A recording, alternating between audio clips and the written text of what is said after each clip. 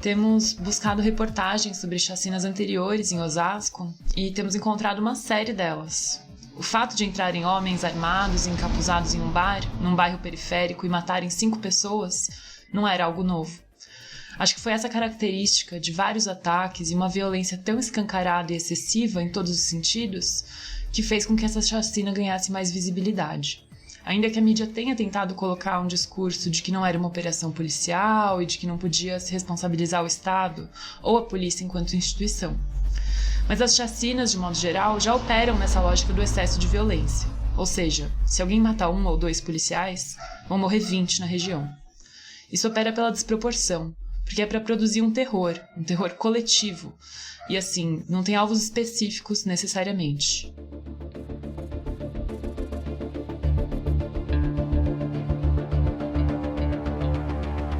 Você já conhece essa voz do nosso último episódio. Essa é a Gabriela De Biadi, geógrafa e pesquisadora da USP e da Unifesp. Pesquisa a chacina de Osasco e Barueri junto ao Lazintec, o Laboratório de Análise em Segurança Internacional e Tecnologias de Monitoramento da EPEM, Unifesp, Campus Osasco. Você já também conhece essa declaração dela, veiculada no primeiro episódio do podcast O Luto e a Luta, os 10 anos da chacina de Osasco e Barueri. Terror coletivo é a expressão usada pela pesquisadora para definir o que aconteceu nos bairros de Munhoz Júnior e Mutinga, na divisa entre os municípios de Osasco e Barueri, na Grande São Paulo, há 10 anos. Ela chama atenção para o fato de que na periferia, e mais ainda na periferia da periferia, é comum o registro de episódios de violência policial e exclusão social, e coloca em foco a quantidade e letalidade de ataques realizados na chacina de Osasco e Barueri, que fez com que o caso ganhasse a atenção dos meios de comunicação. No último episódio, falamos sobre esse terror coletivo. Mostramos a cobertura dos meios de comunicação logo após aquele 13 de agosto de 2015, desencontrados principalmente em relação ao número de vítimas. Ora falavam em 18, ora em 19, ora em 20 vítimas. Mas a verdade é que foram 6 vítimas em 8 de agosto de 2015, naquilo que ficou conhecido como pré-chacina em Carapicuíba. À época, uma 7ª morte ocorrida em Itapevi entrou para a contagem macabra, mas logo foi associada a outro ataque. Em 13 de agosto de 2015, foram pelo menos 17 execuções num período de 2 horas, e ainda houve feridos e mortos nas semanas e anos posteriores em decorrência de ferimentos e suas sequelas. Também vimos que entram na contagem os 2 agentes de segurança mortos enquanto faziam bico em comércios locais, cuja vingança foi a motivação para a chacina. No episódio de hoje, veremos como foram os ataques e conheceremos os nomes das vítimas. Também será proposta uma análise em busca de compreender como a cobertura midiática acaba sendo um dos fatores que contribui com o quadro mais amplo de violência que produz episódios como esse. Esse é o podcast O Luto e a Luta, os 10 anos da chacina de Osasco e Barueri, por onde te contamos a história de um dos morticínios mais brutais da história de São Paulo e das mães que ali perderam seus maiores tesouros e desde então lutam por verdade e memória. Uma produção da Central 3, da Ponte Jornalismo, da Associação 13 de Agosto, de mães e familiares das vítimas da chacina e do Lazintec Unifesp. Eu sou Rafael Sanz, jornalista ligado ao Lazintec, roteirista e um dos apresentadores do podcast. Eu sou Gil Luiz Mendes, jornalista e repórter da Ponte Jornalismo e apresentador da Central 3. Também estarei na apresentação do podcast O Luto e a Luta. Nesse segundo episódio, fazemos uma reconstituição dos ataques de 13 de agosto de 2015. A gente reviu que os telejornais noticiaram nas semanas após a matança. A gente também recorreu às matérias de jornal que a imprensa especializada publicou nos últimos 10 anos. E, claro, também nos aprofundamos nos trabalhos acadêmicos e debates produzidos pela Unifesp no Lazintec, que desenvolve linha de pesquisa específica sobre o tema. Sejam todas e todos bem-vindos. E deixa eu avisar antes de começar de fato o nosso podcast que neste episódio terão cenas de violência, covardia e dor continuada. Então a gente recomenda que você não ouça caso esse tema vá te gerar algum tipo de gatilho. Dentro do bar, um dos criminosos conversa com o homem que está de blusa vermelha e o obriga a virar de costas. A polícia ainda trabalha com a hipótese de grupo de extermínio formado por policiais militares. Ninguém merece isso. Meu irmão ficou igual um cachorro, cara. Morto lá.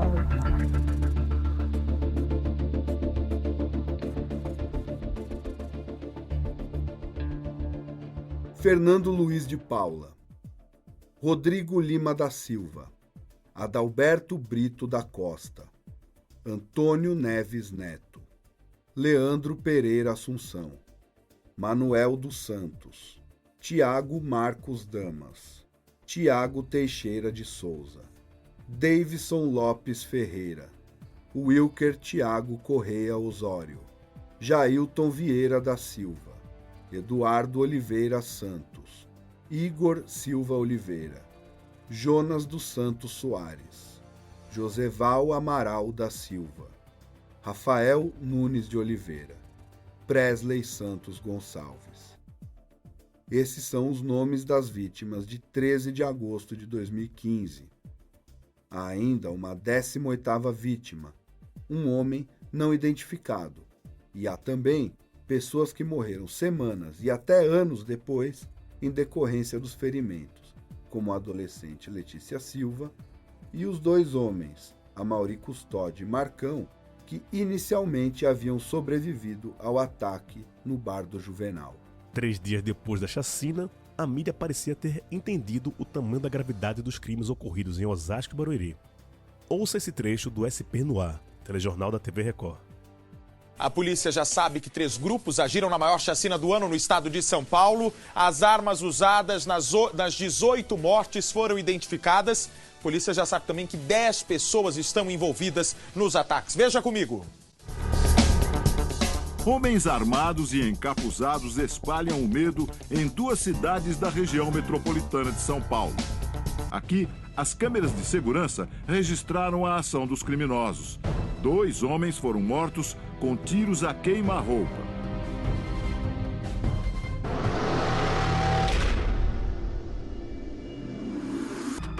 Dentro do bar, um dos criminosos conversa com o homem que está de blusa vermelha e o obriga a virar de costas. Esse cliente de boné com as mãos na cabeça também é obrigado a ficar na parede. Algumas pessoas se afastam e o trio atira contra o homem de boné e o de blusa vermelha. Depois que os homens encapuzados saem, as pessoas que não foram atingidas começam a andar pelo bar. Do lado de fora, o trio aparece já na calçada. Eles atiram e saem caminhando tranquilamente. A cena flagrada era o final daquela noite sangrenta. Naquele 13 de agosto de 2015, a matança começaria 2 horas antes, exatamente às 8h49 da noite no Bar do Tim, localizado na rua Astor Palamino, no Jardim Helena Maria, em Osasco, onde 2 homens foram assassinados. Igor Silva Oliveira, de 19 anos, morto com 8 tiros, e Jonas dos Santos Soares, de 33 anos, morto com 4 tiros. A narração a seguir é do Jornal da Gazeta, de 14 de agosto de 2015. 3 pessoas estavam dentro de um bar, o dono e mais 2 clientes. Os clientes estavam tomando cerveja bem aqui na porta. E nesse momento, olha só o monte de viatura policial que acaba de chegar aqui. Segundo o dono do bar, veio um carro em alta velocidade, de cor escura, e parou bem aqui. Os homens já desceram atirando. As 2 vítimas, elas não tiveram nem tempo de reagir. Tava no lugar errado e na hora errada. Antes que o relógio batesse às 21 horas, foram mais 9 assassinatos. O primeiro a ser morto, antes dos assassinos chegarem ao bar do Juvenal, foi Rodrigo Lima da Silva, estudante de 16 anos, que conversava com o dono da bomboniere chamada Sonho de Deus. Os 2 tiros foram dados sem muita conversa na porta do estabelecimento, que ficava na rua Professor Sudi Menuti. Chegando no Bar do Juvenal, que ficava na rua Antônio Benedito Ferreira, no bairro Munhoz Júnior, 8 pessoas foram mortas e 2 ficaram feridas. Adalberto Brito da Costa foi executado com 4 tiros. Leandro Pereira Assunção, que era mecânico e tinha 36 anos, foi morto com 6 tiros. Antônio Neves Neto tinha 40 anos e foi assassinado com 3 tiros. Manuel dos Santos tinha 37 anos e morreu depois de tomar um tiro. Eduardo Oliveira dos Santos era artesão, tinha 41 anos e faleceu após receber 3 tiros.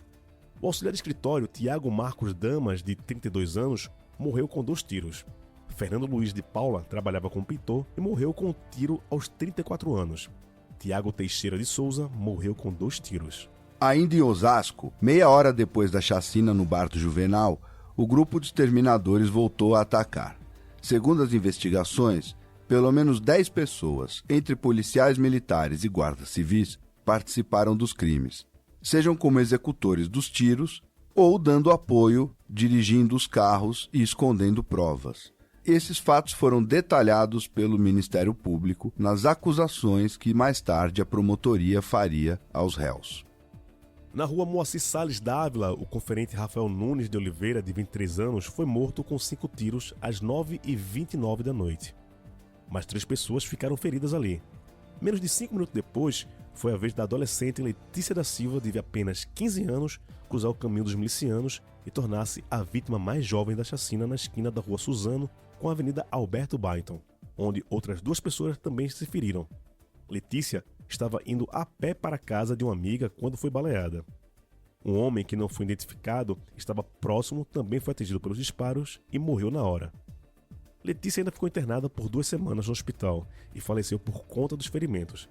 Na semana em que o caso ganhou maior atenção dos meios de comunicação, ela ainda estava na lista dos mortos.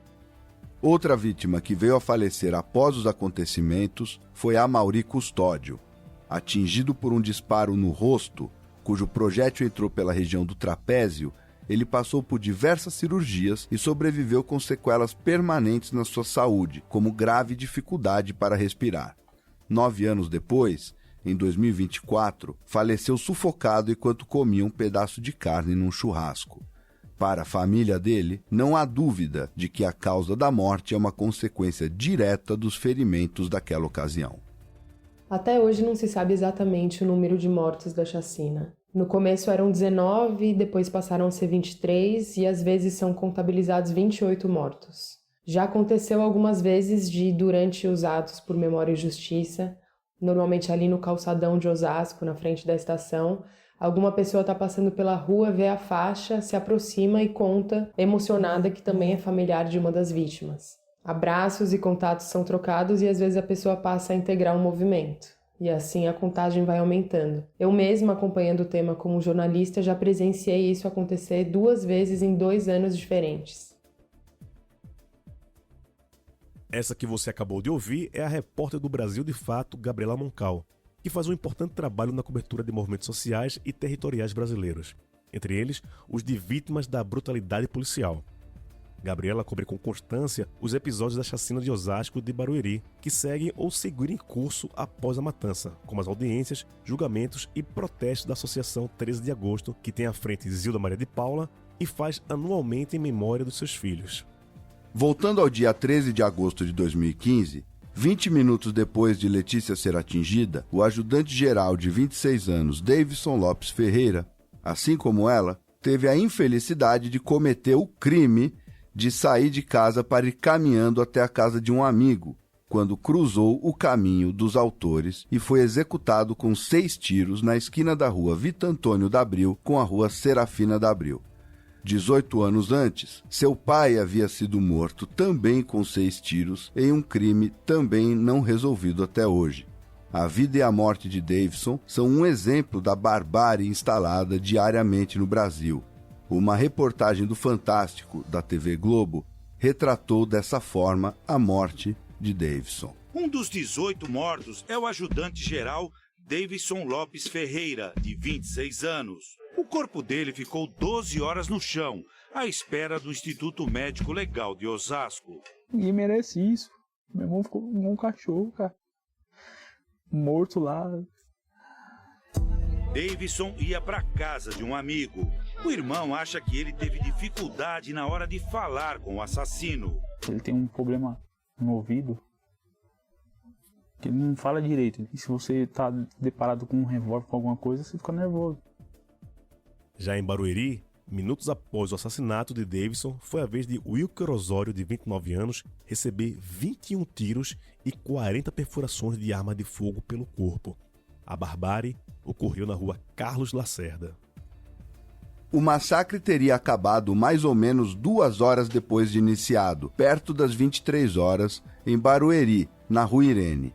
Ali, o ajudante-geral Jailton Vieira da Silva, de 28 anos, e Joseval Amaral da Silva, de 37, foram executados com 3 e 5 tiros. A imprensa noticiou que os dois tinham passagens pela polícia, mas não entraram em maiores detalhes. A seguir, você escuta os pesquisadores Joana Barros e Acácio Augusto, coordenadores do Lazintec Unifesp e que você já conhece do nosso primeiro episódio. Houve uma produção dessa figura matável que, para além da polícia produzi-la sobre um público-alvo específico, né, de jovens negros da periferia, tem também uma produção por parte dos meios de comunicação nesse sentido. E essa figura vai mudando ao longo da história da polícia, da proclamação da República para cá, né, especialmente. No início do século XX, esses corpos matáveis, essas figuras que socialmente podiam ser mortas, tinham um determinado perfil. Eram pessoas que viviam nos cortiços, os chamados vagabundos, os mendigos. Então você tem ali uma caracterização sociológica, né? Isso vai sendo construído em paralelo à construção da imagem do cidadão honesto, aquele que não pode ser morto e que, quando eventualmente sofre violência da polícia, a própria polícia pede desculpas. Em paralelo à construção da figura negativa, que pode ser morta a qualquer momento e segue o jogo. Essa figura também foi o imigrante socialista ou anarquista, o desempregado negro, preso por vadiagem, e depois o militante subversivo durante a ditadura militar de 64. A partir dos anos 80, o crime urbano, então, passou a ser determinante nesse sentido, ao ponto de que, se a pessoa tem uma passagem, já não é considerado um bom cidadão, um cidadão honesto, um cidadão de bem, que tem o direito a ter a sua vida resguardada, né? E é como se isso autorizasse a polícia a matá-lo. E matá-lo tanto imediatamente, no caso de ser considerado um perigo para a sociedade, ou encarcerá-lo, matando de outras maneiras. Isso é uma autorização para matar, né? Desde os anos 80, abordam essas questões dessa maneira. É o verso famoso no Homem na Estrada dos Racionais. Como se fosse uma doença incurável, no seu braço a tatuagem deve ser uma passagem. E, na verdade, não é só uma autorização legal, mas uma autorização moral, ou seja, você comete uma atrocidade numa tacada só. Só no bar do Juvenal foram 8 e dá essa notícia. E para as pessoas não se sentirem mal diante de uma notícia horrorosa, você pega e diz que eles tinham passagem. Fora condenações mais sutis, como rezando não estava, ou se estivesse na missa não ia morrer, em alusão ao crime ter ocorrido num bar que vemos nos programas mais abertamente policiais.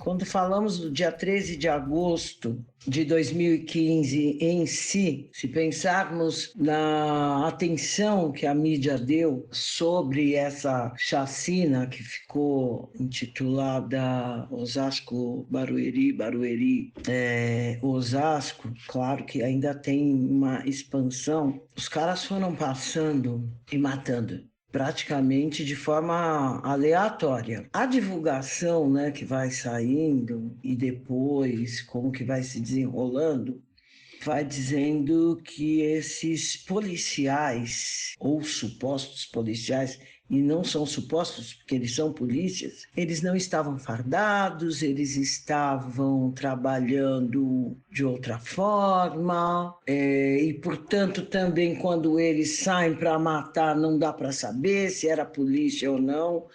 Para mim essa questão é irrelevante, se eles eram ou não polícia, porque eles eram polícia. Ah, mas não estavam fardados, mas estavam com os rostos cobertos. Né? Os caras que estavam trabalhando quando trabalham fazendo bico não pode ser considerado nesse momento polícia. Lógico que pode, óbvio. E eles fizeram, e eles cometem as chamadas chacinas como represália. Essa que acaba de falar é a Lúcia Soares, outra pesquisadora que você vai ouvir ao longo dessa série. Ela é socióloga, pesquisadora e professora universitária com trajetória na PUC de São Paulo e na Universidade Federal Fluminense, além de integrar o Lazintec e atuar como professora orientadora da UAB Unifesp.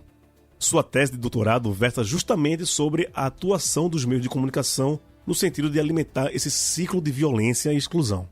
Quando falamos do dia 13 de agosto de 2015 em si, se pensarmos na atenção que a mídia deu sobre essa chacina que ficou intitulada Osasco Barueri, Osasco, claro que ainda tem uma expansão. Os caras foram passando e matando praticamente de forma aleatória. A divulgação, né, que vai saindo e depois como que vai se desenrolando, vai dizendo que esses policiais ou supostos policiais, e não são supostos porque eles são polícias, eles não estavam fardados, eles estavam trabalhando de outra forma, e portanto também quando eles saem para matar não dá para saber se era polícia ou não. Para mim essa questão é irrelevante, se eles eram ou não polícia, porque eles eram polícia. Ah, mas não estavam fardados, mas estavam com os rostos cobertos. Né? Os caras que estavam trabalhando quando trabalham fazendo bico não pode ser considerado nesse momento polícia. Lógico que pode, óbvio. E eles fizeram, e eles cometem as chamadas chacinas como represália. Então veja, o GCM assassinado, né? Segundo a mídia, ele era uma pessoa bem afeiçoada, que os colegas de trabalho gostavam, etc. Veja, ele seria amigo dos homens apontados pela investigação como sendo os matadores. Aí, então vamos lá, esse cara morre e a represália, a resposta é o quê? Uma chacina. Tem a questão da quantidade de mortos que chama a atenção e vem a mídia e fala a maior chacina até o momento. A maior chacina de São Paulo. Faz um estardalhaço, claro. Quando ainda no início havia pouca informação disponível e as famílias e os sobreviventes, eles estão assim arrasados. Não, eles estão devastados por algo que tomou eles, varreu a vida deles. Né? A mídia faz o quê? Claro, ela vai e reproduz todo um discurso, inclusive sempre chamando a atenção quem tem ou não passagem na polícia, aquele local periférico, o que supostamente é. E depois vem todo também um discurso oficial da polícia a esse assunto. Ele morre, ele encerra. Por quê? Porque haverão e continuará havendo outras chacinas depois dessa. Joana Barros. E além da construção dessa figura que pode ser morta, há a construção da legitimidade social em cima disso, que é a produção do cidadão polícia. Ele, ao mesmo tempo, reconhece a legitimidade de matar os matáveis e opera como uma espécie de polícia no sentido mais amplo, não só no sentido de matar, mas no de produzir esses controles internos que vão se multiplicando e transformam as pessoas comuns em agentes policiais na prática, especialmente com os novos aparatos tecnológicos. Então esse é um debate que vai muito além da própria violência policial e é político, no sentido de colocar em questão o que estamos querendo em termos de abordar o tipo de sociedade que vivemos. Lúcia Soares. Então vejamos, a gente precisa olhar da seguinte perspectiva. Há lugares específicos em que ocorrem constantemente, é constante, tá? Faz parte da vida cotidiana, episódios violentos na nossa sociedade. Estou falando de lugares que eles são fundados, eles são marcados por essa lógica de mortandade e violência, ou, se vocês quiserem, de genocídio e extermínio. Então, quando a gente fala aqui de São Paulo, não só da periferia de São Paulo, mas quando a gente pensa na região metropolitana e nas periferias das regiões metropolitanas, tá? Essas cidades que vão compor essa região. Essas chacinas, elas acontecem com regularidade. É de tempos em tempos, não cessa. E aí é interessante olhar para um determinado lugar ou espaço, quando a gente fala de Osasco, Barueri, Itapevi, Carapicuíba, Jandira, onde isso é recorrente. O registro de chacinas, mortes violentas, assassinatos é uma constante. Claro que aí, se a gente tem muita disputa territorial, uma disputa política, inclusive, e essa questão da chacina, dessa violência, ela também é um elemento que regula essa disputa. Por isso, eu volto a afirmar que tanto faz se quem pratica ou está no meio disso está usando farda ou não, se está dentro do expediente ou não, tá? E, claro, que para o Estado isso será importante, porque ele sempre vai tentar o quê? Ele vai tentar se isentar de responsabilização, né? Que o Estado vem e alega que os seus agentes, eles não estavam em serviço. Você tem que provar. Mas no que diz respeito à lógica da violência, isso não vai fazer diferença. E também não faz diferença se o matador ele é um agente da PM, da GCM, da Polícia Civil, isso não faz diferença. Se eles estão em conjunto, se eles não estão. Até porque a gente tem visto que as guardas civis em várias cidades, não só no estado de São Paulo, no Brasil inteiro, têm reivindicado o quê? O papel de polícia. Mas estão reivindicando algo que eles já são, eles já exercem esse papel nas ruas. Gabriela de Biagi. Não podemos falar que haja uma cultura, entre aspas, de violência disseminada nas forças de segurança pelo fato de que essa palavra nos dá uma ideia de que existe a possibilidade de mudar essa cultura, de propor uma cultura de paz ou uma outra forma de atuação mais humanitária, voltada para os direitos humanos, etc. Quando isso não é de forma alguma um desvio de rota, ou uma situação excepcional que se criou no Brasil porque é uma cultura racista ou algo do tipo. Precisamos entender que isso é algo que está além dos policiais que estão ali, mas legitimado socialmente e de forma ampla. E aí é claro que o racismo será determinante para colocar que é aceitável seguirmos normalmente com as nossas vidas enquanto há lugares com números de mortes violentas que podem ser equiparados aos de países em guerra. Isso tem parte no Estado brasileiro, que historicamente persegue as populações racializadas e despossuídas, tratadas como inimigo interno, cuja imagem sempre foi construída como sendo perigosa. Esse fio de continuidade segue firme. Mas aí tem também a dimensão de um discurso de segurança e criminalização intensificado desde os anos 80 e 90, que é quando se começa a construir, e a mídia tem um papel fundamental nisso, essa ideia do criminoso, do bandido, da criminalidade urbana como inimigo interno. Isso gera um pânico que vai justificar a construção de condomínios murados, instalação de câmeras de segurança em tudo que é lugar e assim por diante. É uma lógica mais ampla em torno da violência em que as forças de segurança serão a face mais fácil de ser vista, mais destacada disso. A mídia, ela, claro, opera em conjunto.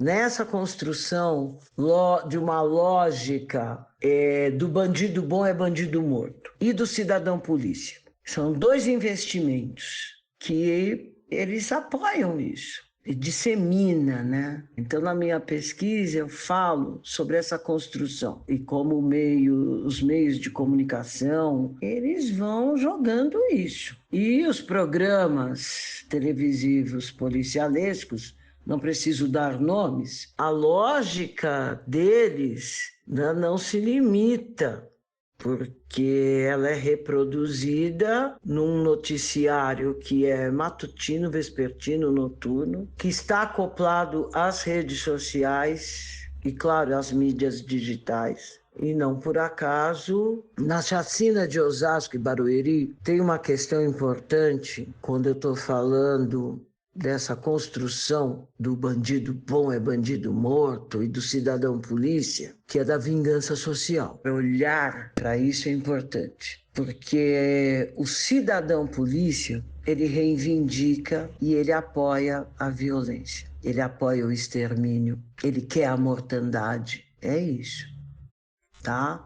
Então não é à toa qual que é o discurso ou os discursos desses programas televisivos, e claro que eles estão também disseminados em outras redes, Nas plataformas digitais, eu quero dizer, eles vão pedir, por exemplo, a revisão da maioridade penal. Porque o que eles querem? Eles defendem o rebaixamento, eles querem mais punição. E mais punição não é só punir melhor, é assim, prisão perpétua, defende a pena de morte.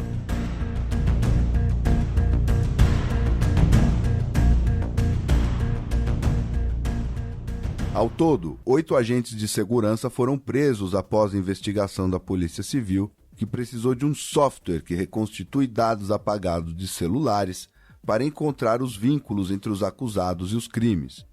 Dos 8 presos, 3 PMs e um GCM foram acusados pelos 17 assassinatos do dia 13, mas desde o princípio negaram seu envolvimento. 4 deles foram condenados. Fabrício Manuel Eleutério, hoje com 39 anos, trabalhava no setor administrativo das rondas ostensivas Tobias Aguiar, a Rota, força de elite da Polícia Militar de São Paulo, e está condenado a 255 anos, 7 meses e 10 dias de prisão. Já Tiago Barbosa Renclay, de 37 anos, trabalhava com um policial que foi morto no dia 8. Tiago agora está condenado a 247 anos, 7 meses e 10 dias de prisão. Outros 2 também tiveram penas gigantescas contra si, mas foram absolvidos pelo júri em fevereiro de 2021 e estão soltos. São eles o guarda municipal de Barueri, Sérgio Manhanhã, acusado de retirar as viaturas do entorno das áreas atacadas, e Vitor Cristilder dos Santos, hoje com 40 anos, acusado de executar alguma das vítimas tanto no dia 8 como no dia 13. Ele foi reintegrado à PM em 2023 pelo secretário de Segurança Pública do governo Tarcísio de Freitas, Guilherme Derrite. Veremos em maiores detalhes o que aconteceu com esses policiais daqui a alguns episódios. O que importa agora é a reflexão mais ampla sobre o papel das forças de segurança do Estado nessa lógica violenta, como aponta a pesquisadora Gabriela De Biagi. O fato de serem policiais fora de serviço, que estavam atuando como seguranças privados, não significa que isso não opere como parte do aparato estatal. As matérias da época mencionam o fato de as viaturas não estarem presentes no local da chacina, fato atribuído ao guarda municipal Sérgio Manhanhã pela promotoria. Olhando de forma geral, vemos que os agentes de segurança têm acesso ao uso de armas e de técnicas envolvidas nisso porque são parte das forças de segurança do Estado. No caso, um PM e um guarda civil metropolitano. O fato de terem sido inocentados, e no caso do PM reintegrado à força pelo Tarcísio, indica que há um endosso explícito a esse tipo de atuação. Se olharmos as chacinas que ocorrem em São Paulo, a maioria delas tem participação de policiais, estejam eles em serviço ou fora de serviço. Não dá para dizer que não há conexão, porque eles não estavam no horário de trabalho deles. Essa mistura da polícia com as organizações de segurança privada é uma característica histórica das polícias brasileiras. Isso envolve a formação de grupos de extermínio e o começo das próprias empresas de segurança privada, que está tudo misturado. Sempre existiu essa zona cinzenta na segurança, em que é difícil distinguir o público e o privado. Tentar delimitar um limite rígido entre um e outro, ou é um tecnicismo tacanho, ou é uma forma de defender o Estado e lavar as mãos. No julgamento que acabou inocentando o GCM Manhanhã e o PM Cristilder, um dos argumentos da promotoria era de que eles garantiram que a polícia não estivesse ali no dia da chacina. Tem uma coisa aí que a gente chama de milícia porque se acostumou com o jeito de falar da mídia do Rio de Janeiro. Mas no fim das contas, mutatis mutantes, é uma milícia também. Não com a mesma estrutura, o mesmo gatunete, o tamanho, a estrutura que tem no Rio. Mas esse bico da Polícia de São Paulo também é, para usar um jargão jornalístico, paralelo. Mas não gosto dessa palavra, porque esconde que eles são a própria polícia. Tanto que o grande problema jurídico é mostrar que o Estado é responsável, sim, por essas mortes, mesmo que elas tenham sido praticadas por policiais fora de serviço. Afinal, o fato dele ser policial é o que lhe garantiu acesso às armas e a expertise para realizar a chacina e criou a situação de, coincidentemente, não haver nenhuma viatura da PM ou da GCM na área durante as execuções. A Cássio aponta que isso interessa do ponto de vista do debate mais amplo. Segundo ele, houve um momento em que se falou muito sobre o excludente de licitude, que seria um dispositivo legal que provaria que a polícia promove uma guerra contra os civis. Isso porque a ilicitude para homicídio, do ponto de vista dogmático, só se aplica para combatentes. Ou seja, você é soldado e está em guerra, não pode ser culpado pelas mortes. Policial, em teoria, não é combatente. Teria no mínimo que se submeter a processos administrativos, como sindicâncias internas e processos na justiça comum, pois a dogmática diz que, nesse caso, o uso da violência seria o último recurso. Mas acontece que ele é o primeiro, e mesmo que houvesse leis mais rígidas para punir os policiais, isso não impediria o morticínio, pois ele ocorre numa lógica violenta que vai além dos dispositivos legais e num contexto em que os policiais possuem privilégios nesse sentido. Estão fardados, armados, motorizados e com permissão para matar. E a imprensa ajuda a produzir esse excludente de licitude informal, que é o fato, que é dizer que a vítima tem passagem pela polícia. Isso tudo é absolutamente lamentável. A troco do que as pessoas estão morrendo por causa de, 2, 3, 4 mil reais, 2 garrafas de bebida, 5 pacotes de cigarro. Tem uma coisa que perdemos o pé no Brasil. O nível de violência é tão grande que a gente trata com naturalidade as pessoas morreram por qualquer bosta. Como assim se anda armado, full time e do nada uma pessoa comum que tem seus amores, ódios e valores, sejam eles quais forem, toma um tiro e vai pro saco? É CPF cancelado? Essa é a primeira coisa. É preciso bater na tecla que existe um contraturno de policiais em São Paulo que é inaceitável. Não pode existir. Não só é ilegal, o que seria um argumento mais comedido, mas é um dado do nível de conflituosidade que as pessoas se encontram. Falamos de um comércio local, um lugar onde as pessoas se conhecem, onde o dono tem o ponto há tantos anos e precisa de alguém armado para impedir um fato cotidiano como um cliente que exagera na bebida ou um pedinte. Isso é muito revelador sobre a sociabilidade brasileira que evita o conflito. Só que quando ela é inevitável, ela coloca o conflito de forma assimétrica com alguém que tem a força e autoridade para pacificar o conflito. E pacificar no sentido dado a palavra no século XIX, que é quando o conflito some por força da violência.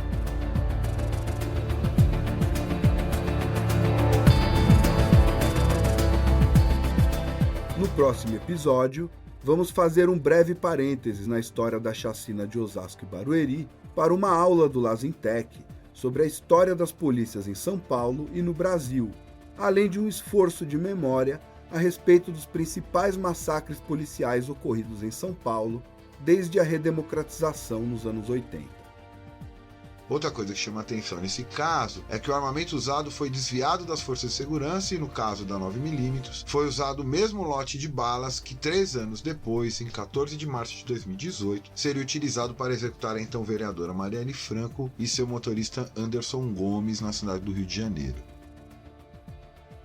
Chacinas e massacres são termos que foram se consolidando pela própria maneira como esses eventos foram cobertos pela imprensa e lidos por especialistas e pela opinião pública. Tem essa questão da palavra chacina, não sei se existe em outras línguas, mas é muito difícil de traduzir para o inglês, por exemplo, porque não existe equivalente exato. É uma palavra que vem de um contexto de matar animais, de matar porcos. É daí que vem a ideia de chacina. É algo que está muito ligado à desumanização das vítimas.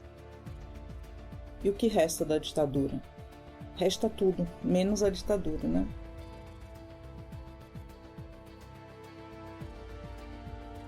Esse é o podcast O Luto e a Luta sobre os 10 anos da chacina de Osasco e Barueri, uma produção da Ponto Jornalismo, da Central 3, da Associação 13 de Agosto e do Lazintec Unifesp. A apresentação é de Gil Luiz Mendes e Rafael Sanz. O roteiro é de Rafael Sanz. Esse episódio usou áudios de TV Bandeirantes, SP no Ar do SBT, SPTV e Fantástico da TV Globo, Rede CNT, Band News, Jornal da Cultura da TV Cultura, Rede TVT, Jornal da Gazeta, Café com Jornal da Bandeirantes, Canal do Delegado da Cunha no YouTube, Canal do Lazintec e Podcast 1409 do CAAF, o Centro de Antropologia e Arqueologia Forense da Unifesp. Agradecemos também a gentil colaboração da jornalista Gabriela Moncal. Apoie o podcast O Luto e a Luta. A partir de R$ 9,90 por mês na Orelo, você contribui com esse projeto. Acesse orelo.cc/O Luto e a Luta. Toda a renda deste podcast será revertida para a Associação 13 de Agosto, por meio da dona Zilda Maria de Paula, mãe do Fernando Luiz de Paula, um dos executados em 13 de agosto de 2015. As atividades da Associação de Mães e Familiares das Vítimas da Chacina de Osasco e Barueri não se restringem aos atos anuais ou às presenças nos tribunais, mas são cotidianas e focam no apoio diário a essas famílias.